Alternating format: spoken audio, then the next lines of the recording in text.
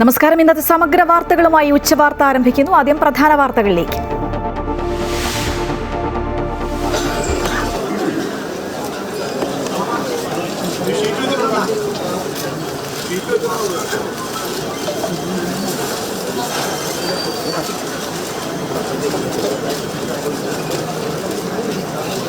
ചിരിയും ചിന്തയും ബാക്കിയാക്കി കഥാനായകൻ മടങ്ങി. അനശ്വര പ്രതിഭ ശ്രീനിവാസന്റെ സംസ്കാര ചടങ്ങുകൾ കൊച്ചി കണ്ടനാട്ടെ വീട്ടുവളപ്പിൽ നടത്തി. പ്രിയ നായകൻ അന്ത്യാഞ്ജലി അർപ്പിച്ച് മലയാള മനസ്സ്. വീട്ടിലെത്തി ആദരാഞ്ജലി അർപ്പിച്ച് തമിഴ്നടൻ സൂര്യയും.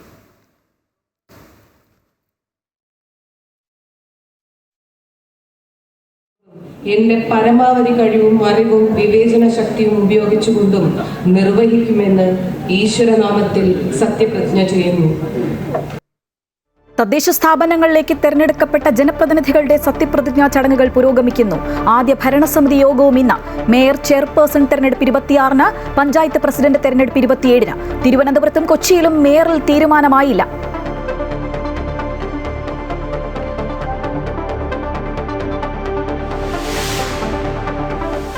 നിയമസഭാ തെരഞ്ഞെടുപ്പ് അടുത്തിരിക്കെ വമ്പൻ ധനസഹായ പ്രഖ്യാപനവുമായി പ്രധാനമന്ത്രി നരേന്ദ്രമോദി അസമിൽ. നുംപൂരിൽ 12,000 കോടി ചെലവിൽ അമോണിയം യൂറിയ വളനിർമ്മാണ ഫാക്ടറി ഉൾപ്പെടെ 15,600 കോടിയുടെ പദ്ധതികൾ. ഗുവാഹത്തിയിൽ സ്വാഹിദ് രക്സാക്ഷി സ്മാരകത്തിൽ ആദരവർപ്പിച്ച് പ്രധാനമന്ത്രി.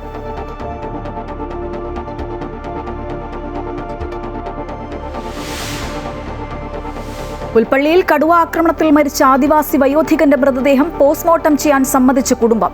തീരുമാനം ധനസഹായം അടിയന്തരമായി നൽകുമെന്ന ADM-ന്റെ ഉറപ്പിനു പിന്നാലെ സ്ഥലം കണ്ടെത്തി വീട് നിർമ്മിക്കാനുള്ള ഇടപെടൽ നടത്തും. ജോലി നൽകുന്നതിൽ റിപ്പോർട്ട് നൽകാൻ DFOയോട് ആവശ്യപ്പെട്ടെന്ന മന്ത്രി AK ശശീന്ദ്രൻ.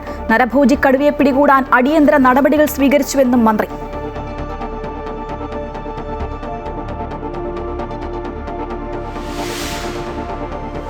ബംഗ്ലാദേശിൽ ആഭ്യന്തര കലാപവും രാഷ്ട്രീയ അസ്ഥിരതയും തുടരുന്നു. ഉസ്മാൻ ഹാദിയുടെ ഘാതകരെ അറസ്റ്റ് ചെയ്യണമെന്നാവശ്യപ്പെട്ട് ഇന്ത്യ വിരുദ്ധ മുദ്രാവാക്യമുയർത്തി വൻ പ്രതിഷേധം. അക്രമികളിൽ ചിലർ ഇന്ത്യയിലേക്ക് കടന്നതായി സൂചന. അതിർത്തി സംസ്ഥാനങ്ങളിൽ കനത്ത സുരക്ഷ.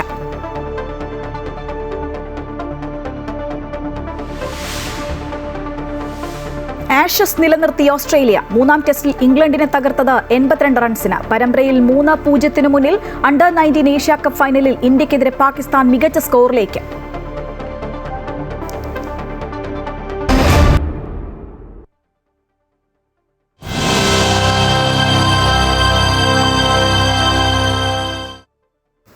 ചിരിയും ചിന്തയും ബാക്കിയാക്കി കഥാനായകൻ മടങ്ങി. അനശ്വര പ്രതിഭ ശ്രീനിവാസന്റെ സംസ്കാര ചടങ്ങുകൾ കൊച്ചി കണ്ടനാട്ടെ വീട്ടുവളപ്പിൽ പൂർത്തിയായി. അവസാനമായി എല്ലാവർക്കും നന്മകൾ നേരുന്നതായ കുറിപ്പും ഒരു പേനയും ചിതയിൽ വെച്ചു. പ്രിയനായകന് അന്ത്യാഞ്ജലി അർപ്പിക്കുകയായിരുന്നു മലയാള മനസ്സ്. പ്രശാന്ത് ജോസഫ് ചേരുകയാണ്. പ്രശാന്ത്, ഏറെ വൈകാരികമായ മുഹൂർത്തങ്ങൾ തന്നെയാണ് സംസ്കാര ചടങ്ങിൽ നമുക്ക് കാണാൻ സാധിച്ചത്. 1000-ഓളം ആളുകളെ സാക്ഷി നിർത്തി അദ്ദേഹം മണ്ണിനോട് അലിഞ്ഞു ചേരുന്ന ഒരു കാഴ്ച തന്നെയാണ് കാണാൻ സാധിച്ചത്. വിവരങ്ങൾ. തീർച്ചയായും ഇന്ന് രാവിലെ 10 മണിക്കാണ് സംസ്കാര ചടങ്ങുകൾ വീട്ടുകൾ ആരംഭിക്കുമെന്ന് അറിയിച്ചിരുന്നത്. എന്നാൽ ധാരാളം ആളുകൾ ഈ വീട്ടിലേക്ക് ഒഴുകിയെത്തുന്ന ഒരു സാഹചര്യമായിരുന്നു ഇന്നും നമുക്ക് കാണാൻ കഴിഞ്ഞത്. നിരവധി ആളുകൾ, പ്രമുഖർ ഉൾപ്പെടെ സിനിമ, രാഷ്ട്രീയ, സാംസ്കാരിക രംഗങ്ങളിലെ പ്രമുഖരടക്കം വലിയ ഒരു ജനക്കൂട്ടം ഈ വീട്ടിലേക്ക്, ശ്രീപേരൂരിലുള്ള ശ്രീനിവാസന്റെ വീട്ടിലേക്ക് വലിയൊരു ജനക്കൂട്ടം ഇന്ന് രാവിലെ ഒഴുകിയെത്തുന്ന കാഴ്ച തന്നെയാണ് നമുക്ക് കാണാൻ കഴിഞ്ഞത്. രാവിലെ മുതൽ തന്നെ വീടിന്റെ പരിസരമെല്ലാം ജനങ്ങളെ കൊണ്ട് നിറഞ്ഞിരുന്നു, ആളുകളെ കൊണ്ട് നിറഞ്ഞിരുന്നു.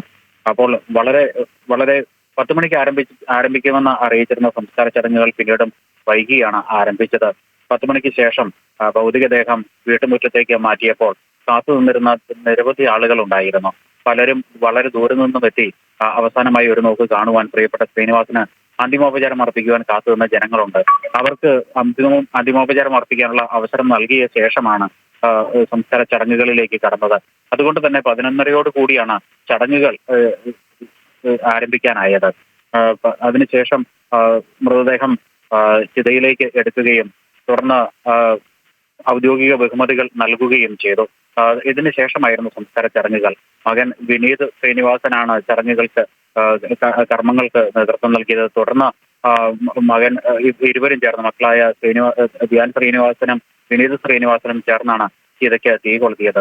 ഈ സമയമൊക്കെ ഈ ആളുകൾ കാത്തു നിൽക്കുന്ന ഒരു കാഴ്ച തന്നെയാണ് നമുക്ക് കാണാൻ കഴിഞ്ഞത്. വളരെ വികാരനിർഭരമായ ചടങ്ങുകളായിരുന്നു. കുടുംബവും അതേപോലെ ഏറ്റവും അടുപ്പമുള്ളവരുമൊക്കെ കണ്ണീരടക്കാൻ പാടുപെടുന്ന കാഴ്ച നമുക്ക് കാണുവാൻ കഴിഞ്ഞു. അതേസമയം തന്നെ ശ്രീജ പറഞ്ഞതുപോലെ തന്നെ എല്ലാവർക്കും നന്മ ഉണ്ടാവട്ടെ എന്ന് എഴുതിയ വെള്ള പേപ്പറിൽ എഴുതി പേനയോടൊപ്പം അദ്ദേഹത്തിന്റെ ചിതയിലേക്ക് സമർപ്പിക്കുന്ന ഒരു കാഴ്ചയും നമുക്ക് കാണാൻ കഴിഞ്ഞു. ഈ വാക്കുകൾ സമർപ്പിച്ചത് അദ്ദേഹത്തിന്റെ ശ്രീനിവാസിന്റെ ഏറ്റവും പ്രിയപ്പെട്ട ചങ്ങാതിയും അതേപോലെ തന്നെ സംവിധായകനുമായ സത്യൻ അന്തിക്കാടായിരുന്നു. നമുക്കറിയാം ഒട്ടനവധി സിനിമകൾ സത്യൻ അന്തിക്കാടിന്റെ ശ്രീനിവാസൻ കൂട്ടുകെട്ടിൽ പറഞ്ഞിരുന്നു. ഈ സിനിമകൾ ആണ് ഒരുപക്ഷെ ഏറ്റവും ശ്രീനിവാസനെ ജനപ്രിയനാക്കിയ സിനിമകളിൽ ഏറ്റവും ജനപ്രിയനാക്കിയ സിനിമകളിൽ ഏറ്റവും കൂടുതൽ ഈ കൂട്ടുകെട്ടിൽ ഉണ്ടായതുമായിരുന്നു. ഇരുവരും തമ്മിലുണ്ടായിരുന്ന വലിയൊരു ഹൃദയ ബന്ധമുണ്ട്. അപ്പോൾ ആ ഒരു ഹൃദയ ബന്ധത്തിന്റെ പേരിൽ സത്യൻ അന്തിക്കാട് തന്നെയാണ് എല്ലാവർക്കും എന്നും നന്മയുണ്ടാവട്ടെ എന്ന വാക്കുകൾ എഴുതിയ പേപ്പർ പേനയോടൊപ്പം ശ്രീനിവാസന്റെ ചിതയിലേക്ക് ചേർത്ത് വെച്ചത്. എല്ലാവർക്കും എന്നും നന്മയുണ്ടാവട്ടെ എന്ന ചിന്ത തന്നെ എന്നും മനസ്സിൽ സൂക്ഷിച്ചിരുന്ന ഒരു വ്യക്തിയായിരുന്നു ശ്രീനിവാസൻ.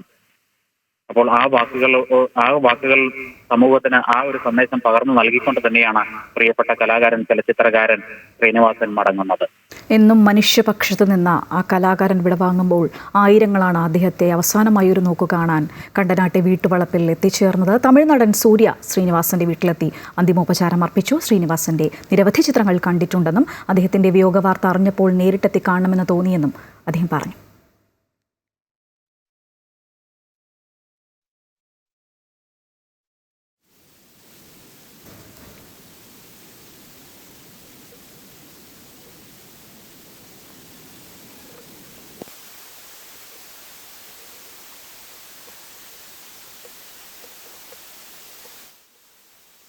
முன்னாடி இருந்தே அவங்க எல்லாரும் I've been following his work.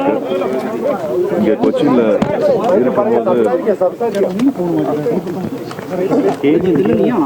இருக்கும்போது இந்த நியூஸ் வந்து ரொம்ப சங்கடமா இருந்தது, ரொம்ப நேரில் வந்து இதை பார்க்கணும் ஆசைப்பட்டேன். அவரோட ஆத்மா சாட்சி அவரோட கான்ட்ரிபியூஷன், அவர் கற்றுக்கிறது, அவரோட எழுத்து. മറ്റു വാർത്തകളിലേക്ക്. തിരുവനന്തപുരം കോർപ്പറേഷനിൽ സത്യപ്രതിജ്ഞാ ചടങ്ങുകൾ തുടരുകയാണ്. ആതിര രാധാകൃഷ്ണൻ കൂടുതൽ വിവരങ്ങളുമായി ചേരുകയാണ്.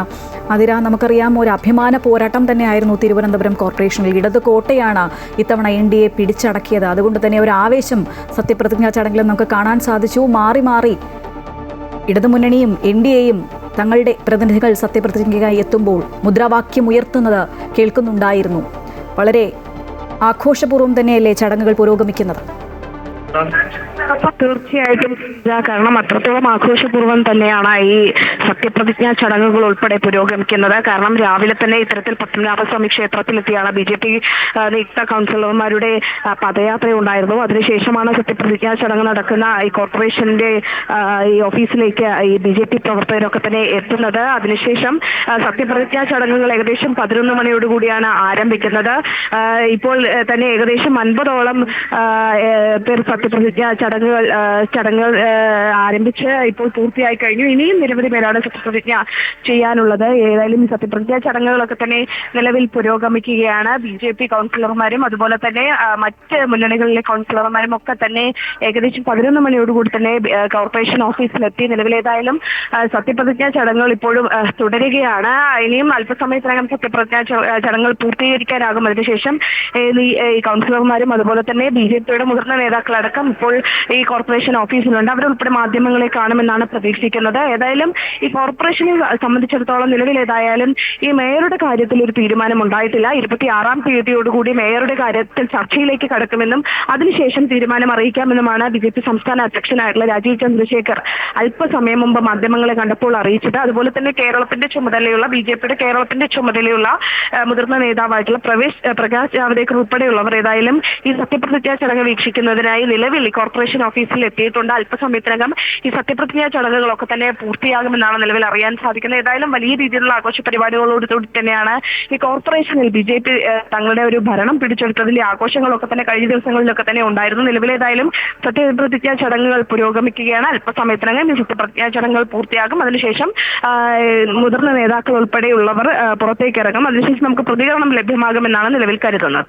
തീർച്ചയായും ആതിര, നമുക്ക് എന്തായാലും പ്രതികരണങ്ങളൊക്കെ അറിയേണ്ടതായുണ്ട്. എന്നാലും നമുക്ക് തൃശ്ശൂരിലേക്ക് ഒന്ന് പോകാം. തൃശ്ശൂർ കോർപ്പറേഷനിലും സത്യപ്രതിജ്ഞാ ചടങ്ങുകൾ നടക്കുകയാണ്. ഹരീഷ് നാരായണൻ ചേരുകയാണ്. ഹരീഷ്, നമുക്കറിയാം കപ്പിനും ചുണ്ടിനും ഇടയ്ക്കായിരുന്നു കഴിഞ്ഞ തവണ UDF അവിടെ അധികാരം നഷ്ടപ്പെട്ടത്. ഇത്തവണ അവർ അത് പൂർവാധികം ശക്തിയോടെ തിരിച്ചു പിടിച്ചിരിക്കുകയാണ്. അവിടെ നിന്നുള്ള ചടങ്ങുകൾ എങ്ങനെ പുരോഗമിക്കുന്നു? വിവരങ്ങൾ. ശ്രീജ, തീർച്ചയായും കോൺഗ്രസിനെ സംബന്ധിച്ച ഈ ഒരു സത്യപ്രതിജ്ഞ ചടങ്ങ് വളരെ പ്രധാനം തന്നെയാണ്. കോർപ്പറേഷനിൽ തിരഞ്ഞെടുക്കപ്പെട്ട അംഗങ്ങളുടെ സത്യപ്രതിജ്ഞ നടന്നു കഴിഞ്ഞു. മുതിർന്ന അംഗമായ ML റോസിക്ക് ജില്ലാ കളക്ടർ അർജുൻ പാണ്ഡ്യൻ സത്യവാചകം ചൊല്ലിക്കൊടുത്തു. തുടർന്ന് ML റോസി മറ്റംഗങ്ങൾക്ക് സത്യവാചകം ചൊല്ലിക്കൊടുത്തു. അങ്ങനെ 56 അംഗങ്ങളാണ് തൃശൂർ കോർപ്പറേഷൻ കൗൺസിലുള്ളത്. അടാട്ട് പഞ്ചായത്ത് അംഗമായ മുൻ MLA അനിൽ അക്കരെ അടക്കമുള്ള ആളുകൾ സത്യപ്രതിജ്ഞ ചെയ്തു. അതുപോലെ തന്നെ ഏറ്റവും കൂടുതൽ കോർപ്പറേഷൻ മേയർ സ്ഥാനാർത്ഥിത്വത്തിൽ ഏറ്റവും കൂടുതൽ മുന്നിട്ട് നിന്ന ലാലി ജെയിംസിന്റെ പേരുകൾ നേരത്തെ തന്നെ ഉയർന്നു വന്നിരുന്നു. ലാലി ജെയിംസ് അടക്കമുള്ള ആളുകൾ ഇന്ന് സത്യപ്രതിജ്ഞ ചെയ്തിട്ടുണ്ട്. പ്രത്യേകിച്ചും കോൺഗ്രസിനെ സംബന്ധിച്ചിടത്തോളം ഏറ്റവും വലിയ ഒരു നേട്ടം, ഒരു ഭരണം തിരിച്ചു പിടിച്ചു എന്നുള്ളൊരു ആഹ്ലാദം അവർക്കുണ്ടായിരുന്നു. ഈ ഇത്തരത്തിൽ സത്യപ്രതിജ്ഞയ്ക്ക് എത്തുന്നതിന് മുൻപ് തന്നെ വളരെ ആഘോഷമായിട്ടാണ് കോൺഗ്രസ് അടക്കമുള്ള കക്ഷികൾ ഈ കോർപ്പറേഷനിലേക്ക് എത്തിയത്. എന്തായാലും വലിയ രീതിയിൽ ഒരു ആഘോഷമാക്കി മാറ്റുകയാണ് കോൺഗ്രസ് പ്രധാനമായും ഈ ഒരു സത്യപ്രതിജ്ഞ. എന്തായാലും മുതിർന്ന നേതാക്കളെല്ലാം തന്നെ സത്യപ്രതിജ്ഞ ചെയ്ത് കഴിഞ്ഞു. ശ്രീജ. ശരി ഹരീഷിനി, കൊല്ലത്തെ കാര്യമാണ് അറിയാനുള്ളത്. കൊല്ലം കോർപ്പറേഷനിലേക്ക് തെരഞ്ഞെടുക്കപ്പെട്ട 56 കൗൺസിൽ അംഗങ്ങൾ സത്യപ്രതിജ്ഞ ചെയ്തു. കൊല്ലം കോർപ്പറേഷനിലേക്ക് തെരഞ്ഞെടുക്കപ്പെട്ട മുതിർന്ന അംഗം കരുമാലിൽ ഉദയ സുകുമാരനാണ് ആദ്യം സത്യപ്രതിജ്ഞ ചെയ്തത്. തുടർന്ന് മറ്റംഗങ്ങൾ സത്യപ്രതിജ്ഞ ചെയ്തു. ഇത്തവണ കൊല്ലം കോർപ്പറേഷനിലേക്ക് കേവല ഭൂരിപക്ഷം ഇല്ലെങ്കിലും 27 അംഗങ്ങളുള്ള UDF AK ഹഫീസിനെയാണ് മേയറായി നിശ്ചയിച്ചിട്ടുള്ളത്. UDF 27, LDF 16, NDA 12, SDPI 1 എന്നിങ്ങനെയാണ് കൊല്ലം കോർപ്പറേഷനിലെ കക്ഷിനില. ഈ മാസം 26-ന് mayor, deputy mayor, standing committee chairman എന്നിവരെ തെരഞ്ഞെടുക്കും.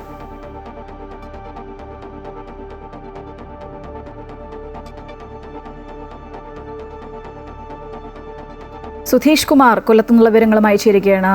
സുധീഷ്, കൊല്ലം ചുവന്ന കോട്ടയായിരുന്നു, അതിപ്പോൾ മാറിയിരിക്കുന്നു. ആ ഒരു ആവേശം ഈ ഒരു സത്യപ്രതിജ്ഞാ ചടങ്ങിനിടയിലും കാണാൻ സാധിക്കുന്നുണ്ടായിരുന്നു. തീർച്ചയായും കൊല്ലത്തെ ഒരു 2000-ന് ശേഷം ഇത് ആദ്യമായാണ് ഇപ്പോൾ കൊല്ലം കോർപ്പറേഷൻ UDF അധികാരത്തിലേക്ക് എത്തുന്നത്.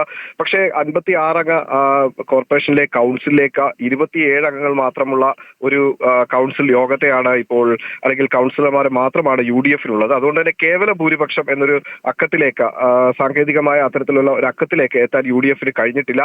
എങ്കിലും കോൺഗ്രസ് ആയിരിക്കും മേയർ സ്ഥാനാർത്ഥിയെ നിശ്ചയിച്ചുകൊണ്ട് കൊല്ലം കോർപ്പറേഷൻ UDF ഭരണമായിരിക്കും ഇനി വരുന്ന 5 കൊല്ലം കൊല്ലത്ത് നടക്കാൻ പോകുന്നത്. അതുകൊണ്ട് തന്നെ കോർപ്പറേഷൻ മേയർ സ്ഥാനാർത്ഥി, അല്ലെങ്കിൽ സ്ഥാനാർത്ഥി പ്രഖ്യാപനം മുതൽ തന്നെ AK ഹഫീസ് എന്ന വ്യക്തിയായിരുന്നു UDF ഇത്തരത്തിലൊരു മേയർ ആയി പരിഗണിച്ചുകൊണ്ട് മുന്നോട്ട് പോയിക്കൊണ്ടിരുന്നത്. അതുകൊണ്ട് തന്നെ AK ഹഫീസിനായിരിക്കും മേയർ സ്ഥാനം നൽകുക. അത് 26 നടക്കുന്ന തെരഞ്ഞെടുപ്പിൽ മേയർ പ്രഖ്യാപനവും ഉണ്ടാകും. ശരി, എന്തായാലും നമുക്കിനി കൊച്ചി കോർപ്പറേഷനിലെ കാര്യം കൂടി അറിയേണ്ടതായിട്ടുണ്ട്. മേയർ ആരാകുമെന്ന ചർച്ചകൾ പുരോഗമിക്കുന്നതിനിടെ കൊച്ചി കോർപ്പറേഷനിലേക്ക് തെരഞ്ഞെടുക്കപ്പെട്ട അംഗങ്ങൾ സത്യപ്രതിജ്ഞ ചെയ്തു. ജില്ലാ കളക്ടർ G പ്രിയങ്ക മുതിർന്ന അംഗമായ നിർമ്മല ടീച്ചർക്ക് ആദ്യ സത്യവാചകം ചൊല്ലിക്കൊടുത്തു. തുടർന്ന് മുതിർന്ന അംഗം ബാക്കിയുള്ളവർക്ക് സത്യവാചകം ചൊല്ലിക്കൊടുത്തു. UDF 46, LDF 22, BJP 6, സ്വതന്ത്രനും കോൺഗ്രസ് വിമതനും അടക്കം 2 പേർ എന്നിങ്ങനെയാണ് കോർപ്പറേഷനിലെ കക്ഷിനില. മേയർ സ്ഥാനത്തേക്ക് വനിതാ സംവരണമാണ്. ദീപ്തി മേരി വർഗീസ്, മിനിമോൾ, ഷൈനി മാത്യു എന്നിവരാണ് മേയർ സാധ്യതാ പട്ടികയിൽ. മുസ്ലിം ലീഗ് ഡെപ്യൂട്ടി മേയർ പദവിക്ക് അവകാശവാദം ഉന്നയിച്ചിട്ടുണ്ട്. 26-ാം തീയതി മേയർ, ഡെപ്യൂട്ടി മേയർ എന്നിവരെ തീരുമാനിക്കും. തദ്ദേശ സ്വയംഭരണ തെരഞ്ഞെടുപ്പിൽ വിജയിച്ച ഇടുക്കി ജില്ലാ പഞ്ചായത്ത് അംഗങ്ങൾ സത്യപ്രതിജ്ഞ ചെയ്ത് അധികാരമേറ്റു. ജില്ലാ പഞ്ചായത്ത് ഹാളിൽ നടന്ന സത്യപ്രതിജ്ഞാ ചടങ്ങിൽ മുഖ്യവരണാധികാരി ഇടുക്കി ജില്ലാ കളക്ടർ ദിനേശൻ ചെറുവാട്ട് മുതിർന്ന അംഗം ഷീല സ്റ്റീഫന് സത്യവാചകം ചൊല്ലിക്കൊടുത്തു. തുടർന്ന് അംഗങ്ങളുടെ ആദ്യ യോഗം ചേർന്നു. ഈ മാസം 27-ന് നടക്കുന്ന യോഗത്തിൽ ജില്ലാ പഞ്ചായത്ത് പ്രസിഡന്റിനെ തെരഞ്ഞെടുക്കും. കോഴിക്കോട് ജില്ലാ പഞ്ചായത്ത് ഭരണസമിതി അംഗങ്ങൾ സത്യപ്രതിജ്ഞ ചെയ്ത് അധികാരമേറ്റു. ജില്ലാ കളക്ടർ സ്നേഹിൽ കുമാർ സിംഗ് മുതിർന്ന അംഗമായ KP മുഹമ്മദൻസിന് സത്യവാചകം ചൊല്ലിക്കൊടുത്തു. തുടർന്ന് മറ്റംഗങ്ങൾക്ക് KP മുഹമ്മദൻ സത്യവാചകം ചൊല്ലിക്കൊടുക്കുകയായിരുന്നു. ജില്ലാ പഞ്ചായത്ത് കാര്യാലയത്തിന് മുന്നിൽ പ്രത്യേകം തയ്യാറാക്കിയ വേദിയിൽ വെച്ച് നടത്തിയ സത്യപ്രതിജ്ഞാ ചടങ്ങിൽ MP-മാരായ MK രാഘവൻ, ഷാഫി പറമ്പിൽ, CPI ജില്ലാ secretary advocate P Gavasa, DCC president K Praveenkumar, Muslim League ജില്ലാ പ്രസിഡന്റ് MA റസാഖ് മാസ്റ്റർ തുടങ്ങിയവർ പങ്കെടുത്തു. ജില്ലാ പഞ്ചായത്തിന്റെ ചരിത്രത്തിലാദ്യമായി UDF അധികാരത്തിലേക്ക് വരുന്നു എന്ന പ്രത്യേകത കൂടിയുണ്ട്.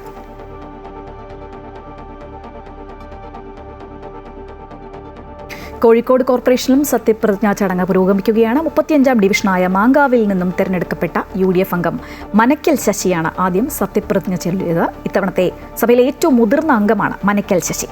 കോൺഗ്രസ് പാർലമെന്ററി പാർട്ടി ലീഡറും കൂടിയാണ്. ജില്ലാ കളക്ടർ സ്നേഹിൽ കുമാർ സിംഗ് ആണ് സത്യവാചകം ചൊല്ലിക്കൊടുത്തത്. തുടർന്നുള്ള അംഗങ്ങൾക്ക് മനക്കൽ ശശി സത്യവാചകം ചൊല്ലിക്കൊടുത്തു. പുൽപ്പള്ളി ദേവർഗദ്ദയിലെ കടുവ ആക്രമണത്തിൽ മരിച്ച ആദിവാസി വയോധികന്റെ മൃതദേഹം പോസ്റ്റ്മോർട്ടം ചെയ്യാൻ സമ്മതിച്ച് മാരന്റെ കുടുംബം ADMുമായി നടത്തിയ ചർച്ചയിലാണ് തീരുമാനം. 2 ദിവസത്തിനകം കളക്ടർ വീട്ടിലെത്തി കുടുംബത്തെ കാണുമെന്ന ഉറപ്പ് നൽകി. സത്യപ്രതിജ്ഞാ ചടങ്ങ് നടക്കുന്നതിനാലാണ് നേരിട്ടെത്താൻ കഴിയാത്തതെന്ന് അറിയിച്ചു. ധനസഹായം അടിയന്തരമായി വിതരണം ചെയ്യുമെന്ന് സമ്മതിച്ചതായി കുടുംബം വ്യക്തമാക്കി. സ്ഥലം കണ്ടെത്തി വീട് നിർമ്മിക്കാനുള്ള ഇടപെടൽ നടത്തുമെന്നും അറിയിച്ചു.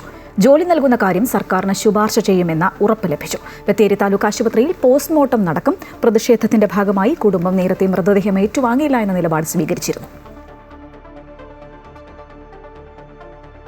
പുൽപ്പള്ളിയിലെ നരഭോജി കടുവയെ പിടികൂടാൻ നടപടി ആരംഭിച്ചിട്ടുണ്ട് എന്നും സർക്കാരിന് ചെയ്യാൻ കഴിയുന്നതെല്ലാം സർക്കാർ ചെയ്യുമെന്നും മന്ത്രി AK ശശീന്ദ്രൻ. വ്യക്തികൾ നഷ്ടപരിഹാരം നൽകുന്നതുപോലെ സർക്കാരിന് നൽകാൻ കഴിയില്ല. നടപടിക്രമങ്ങൾ പാലിച്ചു മാത്രമേ നൽകാൻ കഴിയുകയുള്ളൂ. സാധ്യമായ ജോലി നൽകുന്ന കാര്യം അന്വേഷിച്ച് റിപ്പോർട്ട് നൽകാൻ DFOയോട് ആവശ്യപ്പെട്ടിട്ടുണ്ടെന്നും അദ്ദേഹം പറഞ്ഞു. നിലവിലുള്ള നിർദ്ദേശം നിരീക്ഷണം ശക്തിപ്പെടുത്തി കടുവയെ പിടികൂടാൻ ആവശ്യമായ നടപടികൾ സ്വീകരിക്കുക. നടപടിയുടെ ഭാഗമായി മയക്ക് വെടിവെക്കുക എന്നുള്ളത് ഉൾപ്പെടെയുള്ള കാര്യങ്ങളുണ്ട്. കടുവകളെയാലും അതിനെ ആദ്യം ചെയ്യുന്നത് പിടികൂടാനാണ്. പിടികൂടി അതിനെ പരിശോധിച്ച് രോഗമെന്തെങ്കിലും ഉണ്ടോ എന്ന് നിർണ്ണയിച്ച് അതിന് ചികിത്സ കൊടുത്ത് അതിനെ കാട്ടിലേക്ക് വിടാൻ മാത്രം ആരോഗ്യമുണ്ടെങ്കിൽ കാട്ടിലേക്ക് വിടും.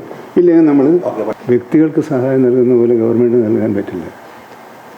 നിലവിലുള്ള നിയമത്തിനും തീരുമാനങ്ങൾക്കും അനുസരിച്ച് മാത്രമേ ഗവൺമെൻറ്റിന് പ്രവർത്തിക്കാൻ കഴിയൂ. അത് സമരത്തിന് നേതൃത്വം കൊടുക്കുന്ന എല്ലാ രാഷ്ട്രീയ പാർട്ടി നേതാക്കന്മാർക്കും പ്രവർത്തകന്മാർക്കും അറിവുള്ളതാണ്. കാസർഗോഡ് ഇരിയണ്ണിയിൽ ആശങ്ക ഉയർത്തി വീണ്ടും പുലിയിറങ്ങി. വളർത്തുനായയെ കടിച്ചുകൊണ്ടുപോകുന്ന ദൃശ്യം CCTVയിൽ പതിഞ്ഞു. ഇരയണ്ണി കുണിയേരിയിലാണ് സംഭവം. വെള്ളാട്ട് നാരായണന്റെയും ഓമനയുടെയും വീട്ടിലെ വളർത്തുനായയാണ് പുലി കടിച്ചുകൊണ്ടുപോയത്. പുലിയെ കണ്ട് നായ കുരയ്ക്കുന്നതും പിന്നീട് പുലി പിടിച്ചുകൊണ്ടുപോകുന്നതും ദൃശ്യത്തിൽ കാണാം. സംഭവത്തെ തുടർന്ന് വനംവകുപ്പ് അധികൃതരെ വിവരം അറിയിച്ചിട്ടുണ്ട്. അടുത്ത കാലത്തായി പുലി ഭീഷണിയുള്ള പ്രദേശമാണ് ഉളിയാർ പഞ്ചായത്തിലെ ഇരിയണ്ണി. വീണ്ടും പുലി എത്തിയതോടെ ജനങ്ങൾ ആശങ്കയിലാണ്. പ്രധാനമന്ത്രി നരേന്ദ്രമോദിയുടെ അസം സന്ദർശനം തുടരുന്നു. അസം മൂവ്മെന്റിന്റെ ഭാഗമായി ജീവൻ നഷ്ടമായ 860 പേരുടെ ഓർമ്മകൾ കുടികൊള്ളുന്ന സ്വാഹിബ് സ്മാരക ക്ഷേത്രത്തിൽ പ്രധാനമന്ത്രി സന്ദർശനം നടത്തി. നുംപൂരിൽ 12,000 കോടി രൂപ ചെലവിൽ നിർമ്മിക്കുന്ന അമോണിയം യൂറിയ വളനിർമ്മാണ ഫാക്ടറിയുടെ നിർമ്മാണോദ്ഘാടനം അദ്ദേഹം നിർവഹിക്കും. സംസ്ഥാനത്താകെ 15,600 കോടി രൂപയുടെ പദ്ധതികൾക്കാണ് പ്രധാനമന്ത്രി തുടക്കം കുറിക്കുന്നത്. ലോകപ്രിയ ഗോപിനാഥ് ബർഗോഡിയോലോയ് വിമാനത്താവളത്തിലെ പുതിയ ടെർമിനൽ മോദി ഉദ്ഘാടനം ചെയ്തിരുന്നു. അസമിലെ തെരഞ്ഞെടുക്കപ്പെട്ട കുട്ടികളുമായി പ്രധാനമന്ത്രി സംവദിക്കും. ബ്രഹ്മപുത്ര നദിയിലൂടെ ആഡംബര നൌകയിൽ സഞ്ചരിച്ചുകൊണ്ടാണ് പരീക്ഷാ പേ ചർച്ചയിൽ മോദി പങ്കെടുക്കുക. അടുത്ത വർഷം നിയമസഭാ തെരഞ്ഞെടുപ്പ് നടക്കുന്ന സംസ്ഥാനമാണ് അസം. ഡൽഹിയിൽ വായുമലിനീകരണം രൂക്ഷമായി തുടരുന്നു. ആനന്ദ് വിഹാർ, സഫ്ദർജംഗ്, അശോക് വിഹാർ ഉൾപ്പെടെ പ്രധാന ഇടങ്ങളിൽ 350-ന് മുകളിലാണ് വായു മലിനീകരണ തോതുള്ളത്. മലിനീകരണം കുറയ്ക്കാൻ നിയന്ത്രണവും പരിശോധനയും ഡൽഹി സർക്കാർ തുടരുകയാണ്. BS6 വിഭാഗത്തിൽ ഉൾപ്പെടാത്ത വാഹനങ്ങൾക്ക് നിയന്ത്രണമുണ്ട്. അതിർത്തികളിൽ വാഹനങ്ങളുടെ പരിശോധന ശക്തമാക്കി. അതേസമയം പുകമഞ്ഞ് തുടരുന്നത് റെയിൽ, വ്യോമ ഗതാഗതങ്ങളെ സാരമായി ബാധിച്ചിട്ടുണ്ട്. ഡൽഹിയിൽ നിന്ന് ഇന്നലെ മാത്രം 129 വിമാനങ്ങൾ റദ്ദാക്കി. ഇന്നും സർവീസുകൾ വൈകുമെന്ന് അധികൃതർ അറിയിച്ചിട്ടുണ്ട്. പുകമഞ്ഞിന്റെ സാഹചര്യം നോക്കി മാത്രമേ സർവീസുകൾ മുന്നോട്ട് പോവുകയുള്ളൂ എന്ന് വിമാന കമ്പനികൾ അറിയിച്ചു. ബംഗ്ലാദേശിൽ ഷെരീഫ് ഉസ്മാൻ ബിൻ ഹാദിയുടെ ഘാതകരെ അറസ്റ്റ് ചെയ്യണമെന്നാവശ്യപ്പെട്ട് കലാപം തുടരുകയാണ്. പ്രതിഷേധക്കാർ BNP നേതാവിന്റെ വീടിന് തീയിട്ടതിനെ തുടർന്ന് നേതാവിന്റെ 7 വയസ്സുള്ള മകൾ കൊല്ലപ്പെട്ടു. ഇന്ത്യ വിരുദ്ധ മുദ്രാവാക്യങ്ങൾ ഉയർത്തിയാണ് പ്രക്ഷോഭകർ ആക്രമണം അഴിച്ചുവിടുന്നത്. ജൻസി പ്രക്ഷോഭത്തിന്റെ മുൻനിര നേതാവായിരുന്ന ഷെരീഫ് ഉസ്മാൻ ഹാദിയുടെ മരണത്തിനു പിന്നാലെ ബംഗ്ലാദേശിൽ വ്യാപക പ്രക്ഷോഭം തുടരുകയാണ്. ലക്ഷ്മിപൂർ സദർ ഉപാസ്ലയിൽ പ്രതിഷേധക്കാർ ബംഗ്ലാദേശ് നാഷണലിസ്റ്റ് പാർട്ടി നേതാവ് ബലാൽ ഹുസൈന്റെ വീടിന് നേരെ തീയിട്ടു. ഇതേ തുടർന്ന് ബലാലിന്റെ 7 വയസ്സുള്ള മകൾ കൊല്ലപ്പെട്ടതായി ഡെയിലി സ്റ്റാർ റിപ്പോർട്ട് ചെയ്യുന്നു. പുലർച്ചെ 1 മണിയോടെയാണ് സംഭവം നടന്നത്. സംഭവത്തിൽ ബലാലിനും 2 പെൺമക്കൾക്കും ഗുരുതരമായി പൊള്ളലേറ്റു. കലാപത്തിനിടെ ഹിന്ദു യുവാവിനെ കൊലപ്പെടുത്തിയ സംഭവത്തിൽ 10 പേരെ അറസ്റ്റ് ചെയ്തു. മതനിന്ദയെ ആരോപിച്ച് മൈമൻസിംഗിലെ ഒരു വസ്ത്ര ഫാക്ടറിയിൽ ജോലി ചെയ്തിരുന്ന ദീപു ചന്ദ്രദാസിനെ വ്യാഴാഴ്ച രാത്രിയാണ് ജനക്കൂട്ടം കൊല ചെയ്തത്. ഹാദിയുടെ ഘാതകരെ അറസ്റ്റ് ചെയ്യണമെന്നാവശ്യപ്പെട്ട് പ്രതിഷേധക്കാർ ഇന്നലെ രാത്രി പലയിടത്തും ആക്രമണം നടത്തി. ധാക്കയുടെ തെരുവിലിറങ്ങിയ പ്രതിഷേധക്കാർ ഇന്ത്യ വിരുദ്ധ മുദ്രാവാക്യങ്ങൾ മുഴക്കിക്കൊണ്ടായിരുന്നു അക്രമം അഴിച്ചുവിട്ടത്. മാധ്യമ സ്ഥാപനങ്ങൾക്കു നേരെയും അവാമി ലീഗുമായി ബന്ധപ്പെട്ട കേന്ദ്രങ്ങൾക്ക് നേരെയും ആക്രമണമുണ്ടായി. 2024 ബംഗ്ലാദേശിൽ ഷെയ്ഖ് ഹസീന സർക്കാരിന്റെ പതനത്തിന് കാരണമായ വിദ്യാർത്ഥി പ്രക്ഷോഭത്തിന് നേതൃത്വം നൽകിയ ഇൻക്ലാബ് മഞ്ചിന്റെ വക്താവായിരുന്നു ഹാദി. അക്രമികളിൽ ചിലർ ഇന്ത്യയിലേക്ക് കടന്നതായും റിപ്പോർട്ടുകളുണ്ട്. പ്രതിഷേധം കണക്കിലെടുത്ത് ഇന്ത്യയുടെ അതിർത്തി സംസ്ഥാനങ്ങളിൽ സുരക്ഷ ശക്തമാക്കി. News desk Amrita news. Sharanamritam powered by Dhanalakshmi Bank. Banking on relationships forever. Swamiye Sharanamaiyyappa. ശബരിമലയിലെത്തുന്ന തീർത്ഥാടകർക്ക് അന്നദാനമായി സദ്യ വിളമ്പി ദേവസ്വം ബോർഡ്. ഒന്നിടവിട്ട ദിവസങ്ങളിലായി അന്നദാനത്തിന് ഇനി മുതൽ കേരളീയ സദ്യയാണ് നൽകുക. പായസമടക്കമുള്ള വിഭവങ്ങൾ സദ്യയിൽ ഉൾപ്പെടുത്തിയിട്ടുണ്ട്. ശബരിമലയിലെത്തുന്ന ഭക്തർക്ക് ഇന്നു മുതൽ സദ്യ വിളമ്പുകയാണ്. അന്നദാന മണ്ഡപത്തിലാണ് സദ്യ വിളമ്പുന്നത്. ദിവസവും കൊടുത്തു വന്നിരുന്ന പുലാവിന് പകരം ഇന്നു മുതൽ ഒന്നിടവിട്ട ദിവസങ്ങളിലായിട്ടാണ് സദ്യ നൽകുന്നത്. ഇപ്പോൾ Devaswom executive officer OG Biju ഉണ്ട്. സാർ, എങ്ങനെയാണ് ഭക്തർക്കായിട്ട് ഈ സദ്യ ഒരുക്കിയിരിക്കുന്നത്? നമ്മൾ എന്തൊക്കെ വിഭവങ്ങളാണ് ഇതിൽ ഉൾപ്പെടുത്തിയിരിക്കുന്നത്? നമ്മൾ പരിപ്പ്, പപ്പടം, നെയ്യ്, സാമ്പാർ, അവിയൽ, തോരൻ, മോര്, രസം അല്ലെങ്കിൽ പുളിശ്ശേരി, ഇതിലേതെങ്കിലും ഒന്ന്, പിന്നെ പായസം. ഇത്രയാണ് നമ്മൾ ഒരുക്കിയിരിക്കുന്ന വിഭവങ്ങൾ. ഈ പായസത്തിലായാലും ഈ മോര്, പുളിശ്ശേരി, പിന്നെ രസം, അതെല്ലാം ഓരോ ദിവസവും മാറി മാറിയാണ് വരുന്നത്. പായസവും അടയാവാം, കടലയാവാം, പയറാവാം, ഗോതമ്പാവാം, അരിയാവാം, അങ്ങനെ ഓരോ വ്യത്യസ്തമായിട്ടായിരിക്കും ഒന്നിടവിട്ട ദിവസങ്ങളിലാണ്. അതുപോലെ തന്നെ അവിയലിന് പകരം തീയലാവാം, തോരന് പകരം മറ്റെന്തെങ്കിലും, തോരനിലുള്ള പച്ചക്കറിയുടെ പലതാവാം, പല ദിവസങ്ങളിൽ പലതായിട്ട് അതുകൊണ്ട് പൂർണ്ണമായും ഒരു വ്യത്യസ്തമായ ഓരോ ദിവസവും വ്യത്യസ്തമായി തന്നെ കൊടുക്കാനാണ് ശ്രമിക്കുന്നത്. എങ്ങനെയാണ് നമ്മൾ എല്ലാ ദിവസവും സദ്യ ഉണ്ടോ? ഇല്ല, ഒന്നിടവിട്ട ദിവസങ്ങളിലാണ്. ബാക്കിയുള്ള ദിവസങ്ങളിലെല്ലാം ഈ പുലാവും, നിലവിലുള്ള പുലാവും ദാൽകറിയുമാണ് കൊടുക്കാൻ ഉദ്ദേശിക്കുന്നത്. ഇപ്പോൾ നിലവിൽ എത്ര പേർക്കായിരിക്കും, അയ്യപ്പന്മാർക്കായിരിക്കും ഇങ്ങനെ ഓരോ ദിവസവും സദ്യ വിളമ്പുന്നത്? 5000-ന് മുകളിൽ ആൾക്കാർക്ക് കൊടുക്കാൻ സാധിക്കും. കാരണം പുലാവ് കഴിക്കുന്ന എണ്ണം കണക്കാക്കിയാണ് ഇങ്ങനെ ഒരു എണ്ണത്തിലേക്ക് ഞങ്ങൾ എത്തിയത്. 5500 പേരാണ് ഒരു ദിവസം ഉച്ചയ്ക്ക് ആഹാരം കഴിച്ചുകൊണ്ടിരുന്നത്. അത് കണക്കാക്കി 5000-ന് മുകളിൽ കൊടുക്കാൻ കഴിയുന്ന രീതിയിൽ ഉണ്ടാക്കിയിട്ടുണ്ട്. മിക്കവാറും 5500-ഓളം പേരെങ്കിലും കഴിക്കും എന്നുള്ള പ്രതീക്ഷയാണ്. ഏതായാലും വളരെയധികം നന്ദി. ഏതായാലും 5500-ഓളം അയ്യപ്പന്മാർക്ക് ഭക്ഷണം കഴിക്കാവുന്ന തരത്തിലാണ് ഈ സദ്യ ഒരുക്കിയിരിക്കുന്നത്. നേരത്തെ ഈ ആദ്യഘട്ടങ്ങളിലൊക്കെ എല്ലാം തന്നെ പുലാവായിരുന്നു സദ്യയായിട്ട് വിളമ്പിയിരുന്നതെങ്കിൽ പിന്നീട് ഇനിയിപ്പോൾ ഒന്നിടവിട്ടുള്ള ദിവസങ്ങളിലെല്ലാം തന്നെ സദ്യ ഒരുക്കിയിരിക്കുകയാണ്. 4 വിഭവങ്ങൾ സദ്യയിലുണ്ട്. ഒപ്പം പായസമടക്കമുള്ള വിഭവങ്ങളാണ് ചേർത്തിരിക്കുന്നത്. ഈ പായസത്തിൽ തന്നെ ഓരോ ദിവസവും വ്യത്യസ്തത കൊണ്ടുവരും എന്നുള്ളൊരു കാര്യമാണ് ദേവസ്വം ഉദ്യോഗസ്ഥർ അറിയിച്ചിരിക്കുന്നത്. ഏതായാലും ഇതിനുവേണ്ടി തന്നെ പ്രത്യേകം പ്ലേറ്റുകളടക്കം സജ്ജീകരിച്ചുകൊണ്ടാണ് സദ്യ വിളമ്പാനായിട്ട് ദേവസ്വം ബോർഡ് ഒരു തീരുമാനത്തിലേക്ക് എത്തിയിരിക്കുന്നത്. സ്വാമി, എങ്ങനെയുണ്ട് സദ്യ, കേരള സദ്യ കഴിച്ചിട്ട്? நல்லா இருக்குங்க, நல்லா இருக்கு. நாங்கள் தமிழ்நாட்டிலேருந்து வந்திருக்கோம், நல்லா இருக்கு. പുലാവ് നേരത്തെ കഴിച്ചിട്ടുണ്ടോ ഇവിടുന്ന്? പുലാവ് ഏതായാലും നേരത്തെ പുലാവായിരുന്നു എന്ന് സൂചിപ്പിച്ചിരുന്നു. വലിയ സന്തോഷത്തിൽ തന്നെയാണ് കേരള തനിമയുള്ള ഭക്ഷണം കഴിക്കാൻ കഴിയുന്നത്. അതൊരു വലിയ സന്തോഷത്തിൽ തന്നെയാണ് ഏതായാലും ഭക്തരുള്ളത്. ക്യാമറമാൻ ശശികാന്തിനൊപ്പം കിരൺ കുമാർ, അമൃത ന്യൂസ്, സന്നിധാനം. ആഷസ് പരമ്പരയിലെ 3ാം ടെസ്റ്റിൽ ഇംഗ്ലണ്ടിനെ 82 റൺസിന് തകർത്ത് കിരീടം നിലനിർത്തിയ ഓസ്ട്രേലിയ. ഓസീസ് ഉയർത്തിയ 435 റൺസ് വിജയലക്ഷ്യത്തിലേക്ക് ബാറ്റ് വീശിയ ഇംഗ്ലണ്ട് 6 വിക്കറ്റ് നഷ്ടത്തിൽ 206 റൺസ് എന്ന നിലയിലാണ് അവസാന ദിനം ക്രീസിലെത്തിയത്. എന്നാൽ ജാമി സ്മിത്തിന്റെയും വിൽ ജാക്സന്റെയും ബ്രെയ്ഡൻ കാഴ്സിന്റെയും ചെറുത്തുനിൽപ്പ് ഇംഗ്ലണ്ടിന് വിജയപ്രതീക്ഷ നൽകിയിരുന്നു. എന്നാൽ 3 വിക്കറ്റ് വീതം നേടിയ നായകൻ പാറ്റ് കമ്മിൻസും മിച്ചൽ സ്റ്റാർക്കും നഥാൻ ലിയോണും ചേർന്ന് ഇംഗ്ലണ്ടിനെ തകർക്കുകയായിരുന്നു. ആദ്യ 2 ടെസ്റ്റിലും 8 വിക്കറ്റിന്റെ ജയമായിരുന്നു ഓസീസ് സ്വന്തമാക്കിയത്.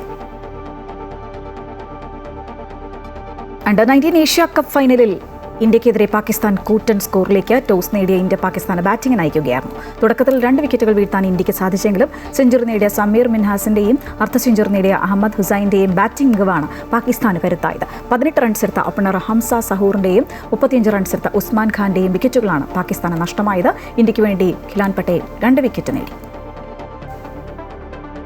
ഉച്ചവാർത്ത പൂർണ്ണമാകുന്നു. കൂടുതൽ വാർത്തകൾക്കായി അമൃത ന്യൂസ് യൂട്യൂബ് ചാനൽ കാണുക. നമസ്കാരം.